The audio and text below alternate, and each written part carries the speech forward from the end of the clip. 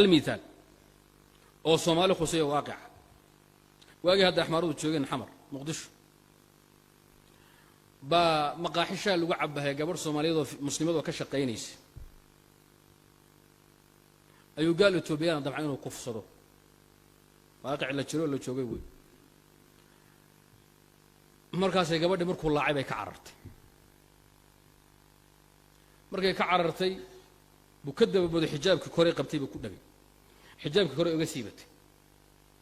iyadoo xijaabka hoose qabto marada hoose madaxeedu qaawan yahay oroday uu ka daba tagay banad iska gooyay toori ayuu ku sheexay maradii halkaas tunkeeda laga bilaabay ilaa barjabka buu ku sheexay gabadho dhabarkeedu muuqdo cararay ya oroday nima dhalinyaro joogay ba hawshi waa adkaysan waay macallin Khalid baa iga sheegay raxmatullaahi ta'ala alayhi الشهيد نحسبه كذلك ولا نزكي على الله أحدا oo goob joog ahaa oo rag maalinkii hawsha ku dagaalamay ahaa dagaal baan baa meesha ka dhacay rag baa dhiidhiyo oo lagu kala baxay gaalo badanna waa leeatay rag badanna waa ku shiiday dagaal ay reer muqdisho yaqaaneen baa gabadhaas ka tushay maxallu shaahidku waxaan oga jeedaa markii hawshii la gabagabeeyay soo dhamaatay gabadhina badbaaday lagu kala baxay meesha duqayo Soomaaliyeed badan oo meesha joogay waxay yiraahdeen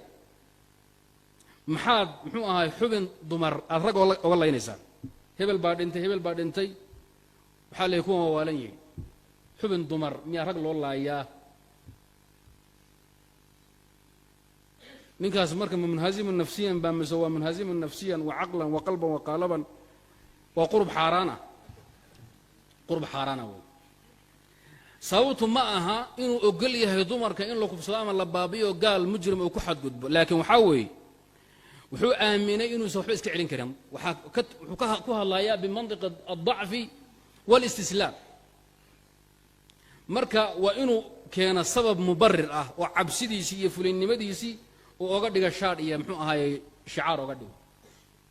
waan cabsaday nimankan xabad baa ka soo horeeyay axmaarada fooda lama gelin kare waa dadaasheen laakiin idinku taas biimaysan khayr Allah idin siiyo wiilasha dhaawaca qaada oo ragga xabaala shuhadada ah macasal ma oranayo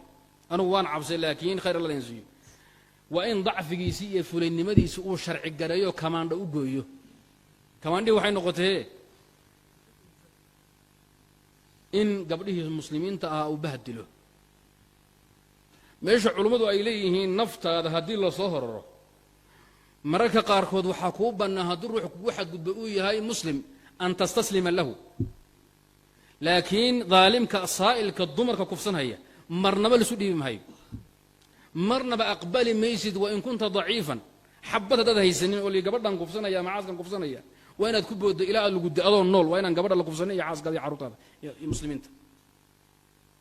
meesha culimadu qaabka u taqriinayaan asoo wuxuu yiri ma raggan oo dhan baa ku dhamaaday haweenay xubinkeedu la difaacayo khasaaro way madaan buu aduqay dhan way